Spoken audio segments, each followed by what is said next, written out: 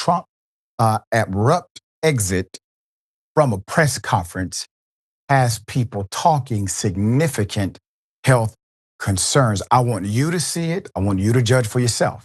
Here it is. It's a good feeling. You know, when we first came to office, this country was really in trouble. And now we're rich as hell, and we're doing amazing things, and we really are. We're the hottest country in the world, and I like that. Thank you very much, everybody. Thank you.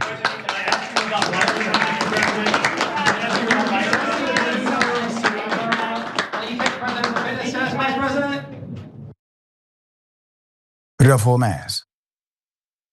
We're going to bring your attention to this recent matter. Trump awkwardly walks away from the press conference. According to Atlanta Black Star, Trump's departure from a recent press conference has ignited a firestorm of speculation about his health, with recent media users dissecting every frame of the video, showing what appeared to be an unsteady exit. The incident occurred July 31st, just moments after Trump announced major White House renovations and fitness initiatives, creating an unsettling, juxtaposition between his administration's public message and the healthy living message that he continues to exude. Joined by JD, Vice President and Health Secretary Robert F. Kennedy Jr., along with sports legends and Lawrence Taylor, Triple H. Trump appeared energetic as he declared his commitment to build, quote, a nation of strong, proud, and unstoppable young Americans. However, the optimistic atmosphere quickly shifted when Instagram influencers posted video footage of Trump's departure, asking their followers, quote, can anybody tell me what's happening to Trump right here at today's press conference? The brief clip, played over and over for emphasis, showed Trump appearing to struggle as he walked away from the podium. Their followers weighed in, believing the worst about the former reality star's health, now current president of the United States.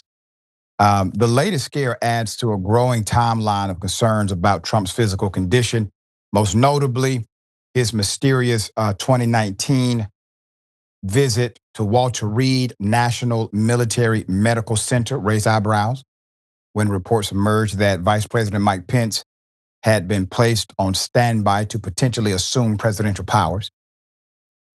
The unscheduled visit remained shrouded in secrecy, with Trump requiring the hospital's medical personnel to sign NDAs, according to NBC News. His physician, Sean Conley, vigorously denied speculation about strokes and also any cardiovascular emergency. The health question resurfaced again in 2020, COVID-19 diagnosis and hospitalization, where Walter Reed, where he received aggressive treatment, including experimental Regeneron antibodies and others. While the administration projected optimism, the chief of staff, who was Mark Meadows at the time, revealed that Trump's condition had been more serious than they publicly acknowledged, with alarming drops in blood oxygen levels. Then there was this. Get more aggressive. Yeah, the tariffs are going to go on, and other sanctions go on. Should Zelensky target Moscow?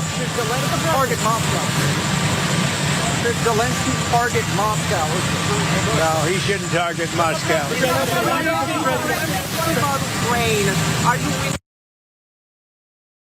Put it up. More recently, Trump was diagnosed July 2025, according to them, with chronic venous insufficiency, a condition that impacts blood circulation in his legs that can cause swelling and discomfort. White House Press Secretary Leavitt addressed concerns about Trump's noticeably swollen ankles during a recent public appearance, emphasizing that the condition is benign and common among adults over 70. Trump is the oldest president to ever be inaugurated in the office's 289-year history. Continues to make appearances. Ongoing questions persist regarding his physical fitness and ability to meet the rigorous demands of the presidency. Isn't it ironic that with all of these things that have been happening for many, many years connected to Trump and the presidency, that he somehow avoids the Biden narrative that said, maybe you're just too old for the job. Maybe that's it. Or perhaps, maybe some of these really extreme policies, you taking a jet from a foreign nation, maybe these things are signals of cognitive decline. I guarantee you, if Biden would have accepted that plane, either A, cognitive decline would be the narrative, or B, simple corruption, one or the other. But somehow, from these diehard loyalists, known as MAGA, they were willing to forgive the plane. They were willing to forgive some of the other policies dealing with economy, dealing with ultra rich. They don't seem as forgiving with Epstein, but there's something coming for you. There's a flip of the narrative that's underway. Why would you ever believe that Trump somehow is, I don't know, Superman, like he pretends to be on his social media? This is his diet. Donald Trump's campaign diet in 2016 was anything but balanced. The former campaign manager detailed in his book, Let Trump Be Trump, the businessman turned politician routinely ordered, now you got to hear this, a staggering meal from McDonald's, 2 Big Macs, 2 Filet-O-Fish sandwiches, and I'm using the word fish loosely here, and a chocolate milkshake. Even though he skipped the bread and fries, the meal still packed at least 1,880 calories, far more than the average adult should consume in a single meal. Now, here's my question. What multi-billionaire do you know who eats a damn Filet-O-Fish sandwich from McDonald's because they want to? A Big Mac? Come on. There's more. So a nutritionist have criticized this combination, noting its alarmingly high saturated fat and sodium and cholesterol. The Filet-O-Fish sandwiches alone contribute nearly 40 grams of fat, while the Big Macs add a hefty dose of processed ingredients and salt, all on top of a sugar-laden milkshake. While Trump may have been seen skipping the bread as a way to lighten the load, the meal remained a nutritional minefield. So interestingly, Trump's fast food preferences weren't just about convenience. They were tied to a deeper concern. His fear of being poisoned reportedly influenced his diet, as he believed fast food offered consistency and safety through standardized preparation. This preference extended into his presidency, where he once asked White House staff to replicate McDonald's burgers. However, no amount of replication could erase the unhealthiness of his campaign trail staple. Now, so we have paranoia.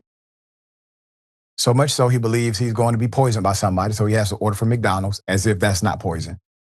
You also have an extreme, adverse relationship with law and constitution.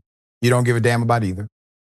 You made promises on the campaign. You have kept none of them. And for some reason, this individual is still a viable political candidate or political champion. It doesn't make sense.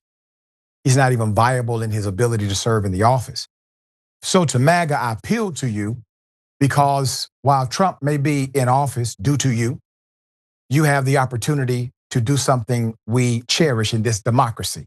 and that's change your damn mind. That is what a democracy is about. In democracy, you have no finality. Meaning if your person did not win, if your policy did not win, that's fine. You have another opportunity as long as you have a democracy. But as soon as you do not have a democracy, your opportunity vanishes. So right now, MAGA, we still have a democracy. Right now, we still have the opportunity to transform the narrative from the wannabe dictator. All right, we're bringing updates as to come.